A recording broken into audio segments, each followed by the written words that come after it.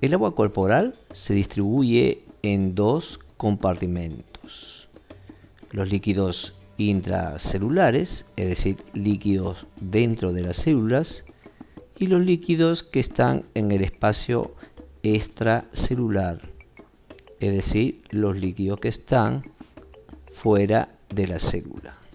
Vemos también que mayormente se encuentra líquido en el espacio intracelular, abarcando prácticamente las 2/3 partes total del agua corporal, que sería representado por un 67%.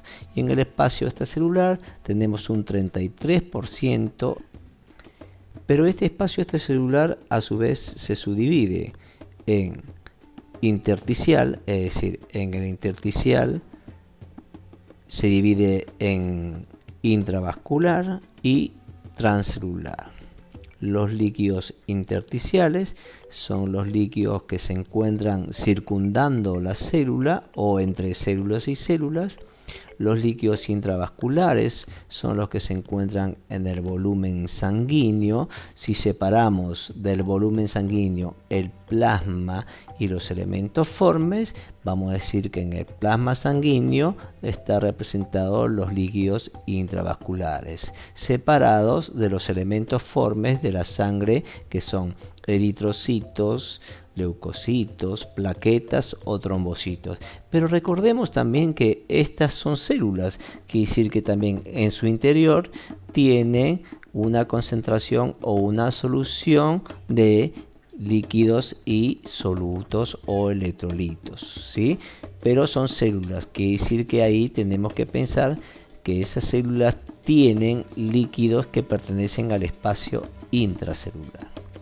Después tenemos los líquidos transcelulares. Los líquidos transcelulares quiere decir que no están ni en el espacio intersticial ni en el espacio intravascular. Están fuera de ellos dos. No pertenecen a estos dos, por eso se llaman líquidos transcelulares.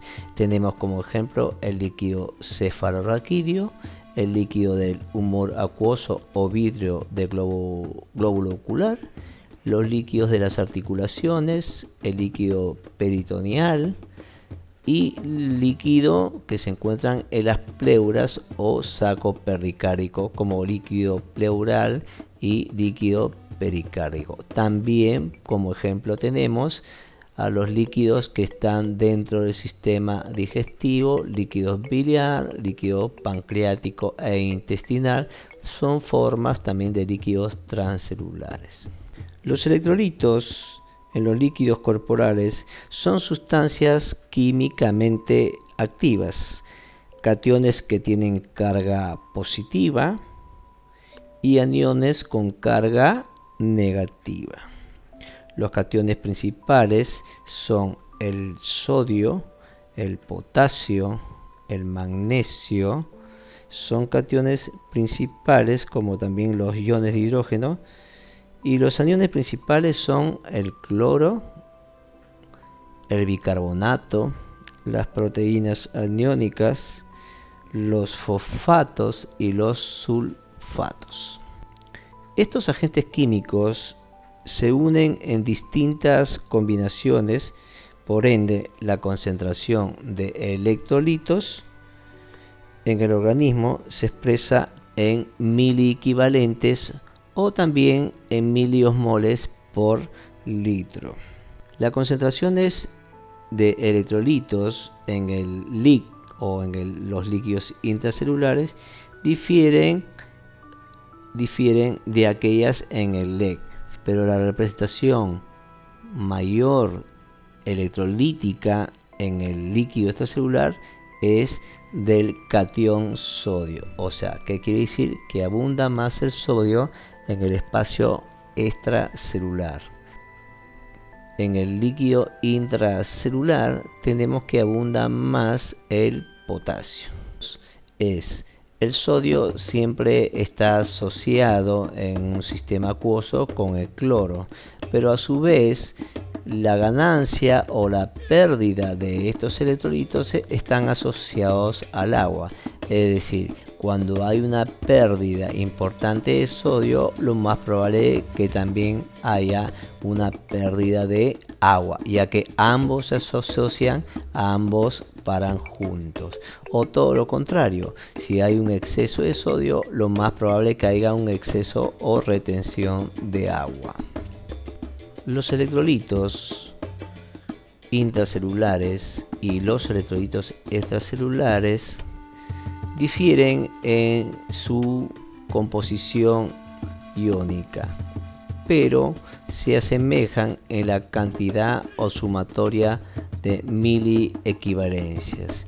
Eso es lo que le permite una constancia dinámica o un ingreso y salida dinámica de estas sustancias intra o extracelularmente. Recordemos que la linfa forma parte de los líquidos intersticiales. Pero acabamos de hablar de que ingresan líquidos y electrolitos de la célula, o también salen fuera de la célula, y acabamos de enterarnos que el sodio abunda con respecto a dentro de la célula, que escasea. Entonces, el gradiente de concentración mayor se encuentra fuera de la célula, y a esto le llamamos gradiente de concentración a favor. Lo mismo va a pasar con el potasio por dentro de la célula. El potasio se encuentra más abundante al interior de la célula y menos abundante en el exterior de la célula. Y si hablamos de un gradiente de concentración mayor, tenemos que referirnos al que está dentro de la célula. ¿Y por qué es importante saber esto? Es importante porque estas moléculas, desde el lugar donde están más concentrados, tienen mayor facilidad de atravesar la membrana semipermeable y difundir. Al gradiente también se le suele llamar gradiente electroquímico, cargas eléctricas, ¿no? Tanto negativas como positivas. Entonces podemos agregar algo más. El gradiente electroquímico va desde un lugar más concentrado hacia el otro lado, hay un lugar menos concentrado, o sea, va a favor de su gradiente de concentración. Así tenemos, por ejemplo, que las moléculas de sodio que están mayormente en el espacio extracelular entra a favor de su gradiente de concentración por el mecanismo de difusión simple al citoplasma celular. Pero hay otros solutos que no entran por difusión simple y necesitan de una proteína que les brinde un canal, un túnel, ya que las sustancias no son de todo permeables a la membrana celular. Entonces, esta proteína, que tiene canales específicos para el soluto, permite el ingreso a través de ella hacia el interior de la célula. Y esta proteína entonces está facilitando el ingreso de este soluto hacia la célula. A esto le vamos a llamar transporte pasivo, difusión facilitada pero mediada por un canal. Pero muchos solutos también no entran por difusión simple ni tampoco por una proteína mediada por un canal. No, van a entrar ayudadas por una proteína que se llama proteína transportadora. Esta proteína va a englobar en la superficie de la membrana celular a este soluto, va a realizar algunos movimientos por dentro y va a hacer una apertura de su extremo para que ingrese este soluto dentro del citoplasma, o mejor dicho, al interior de la célula. Todo esto que hemos visto hasta acá se llama transporte pasivo. ¿Por qué? Porque está ingresando moléculas a favor de su concentración sin requerir algún gasto de energía por parte de la célula. Lo que sucede con aquellas moléculas, con aquellos solutos que quieren salir en contra de su gradiente de concentración, Esto pareciera cuando nosotros vamos a un estadio y llegamos tarde justo cuando la gente está saliendo.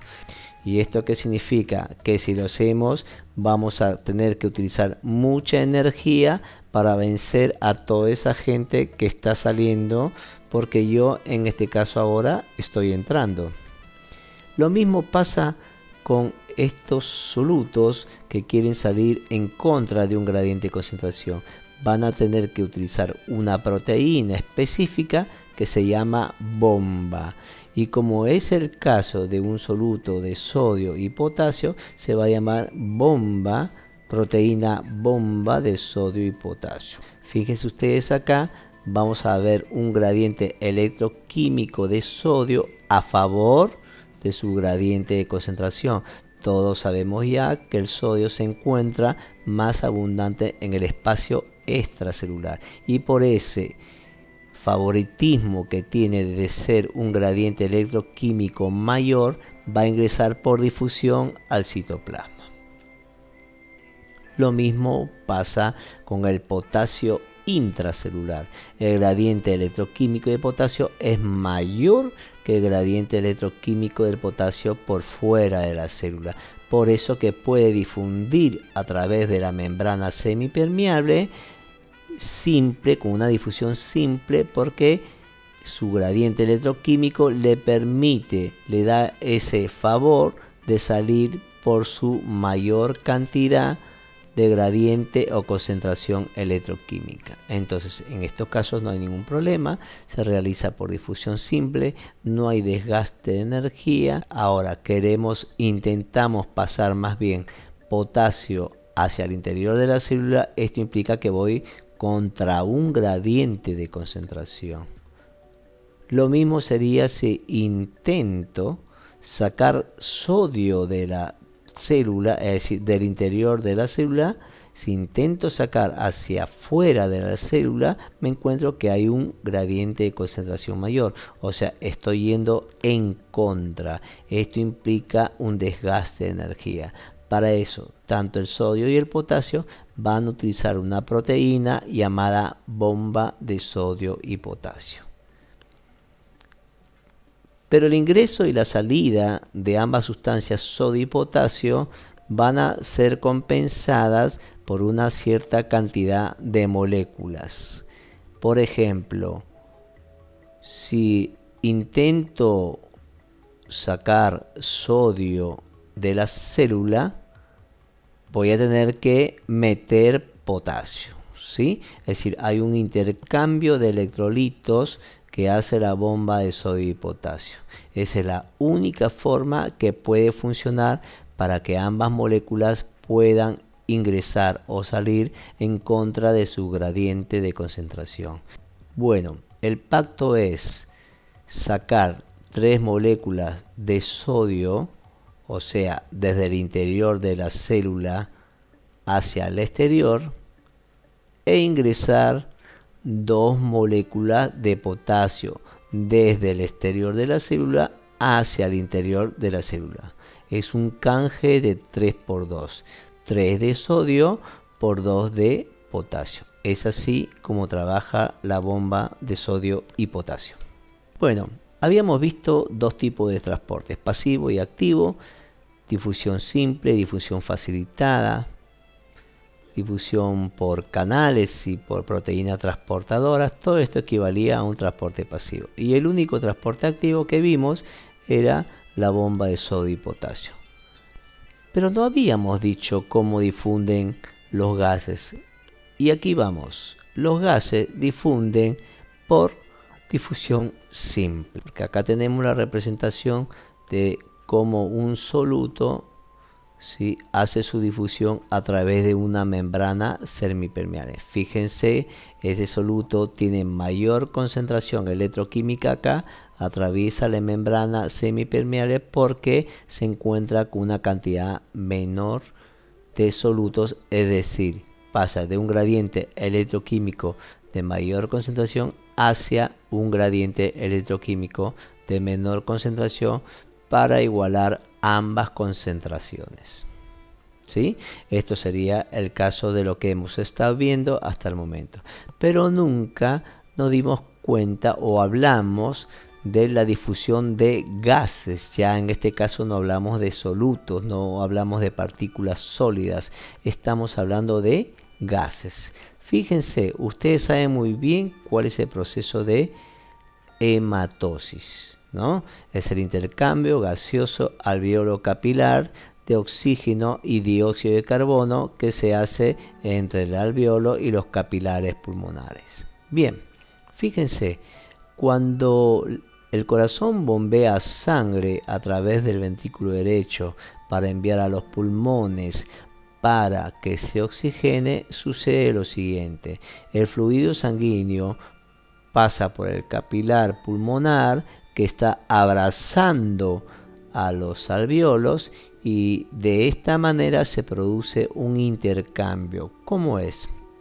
Como está cargado de dióxido de carbono, vemos que el gradiente de concentración en este caso es dióxido de carbono, o sea que es mayor. Por lo tanto, si es mayor, va a poder atravesar una membrana semipermeable hacia un lugar de menor concentración. ¿Y qué sucede? Tenemos mayor concentración de dióxido de carbono en el capilar pulmonar y menor en el alveolo pulmonar. Sacos pulmonares que hacen el intercambio gaseoso de dióxido y de oxígeno de carbono. Entonces, ¿qué sucede? Veamos.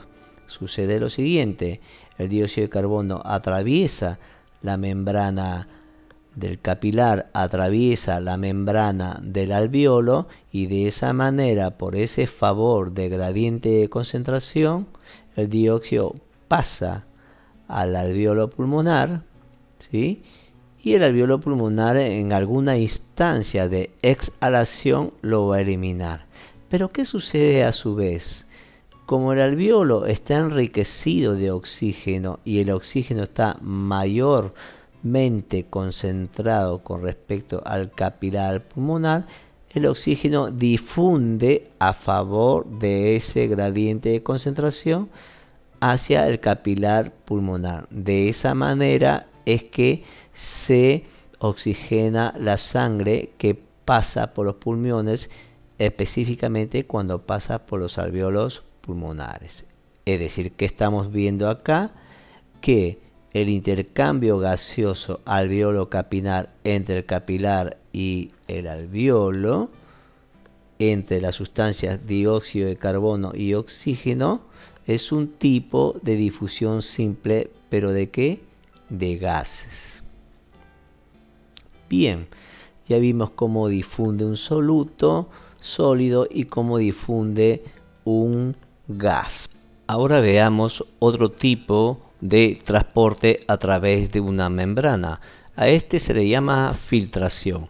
La filtración es el proceso por el cual se moviliza una solución, es decir, agua más solutos, desde un área de presión hidrostática mayor a otra área de presión hidrostática menor.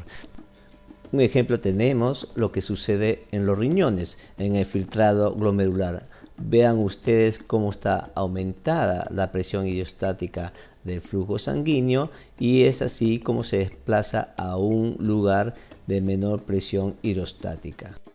Supongamos que tengamos un exceso de agua y sodio, que es un soluto, y mediante los procesos de filtración, reabsorción y de excreción podemos regular estos excedentes. Otro tipo de filtración es el que se produce entre el lecho capilar y el tejido intersticial. De esta manera se nutren los tejidos del organismo y luego de utilizar estas sustancias que se convierten en sustancias de desecho y dióxido de carbono pasan a las vénulas y de ahí al torrente sanguíneo hasta llegar al corazón.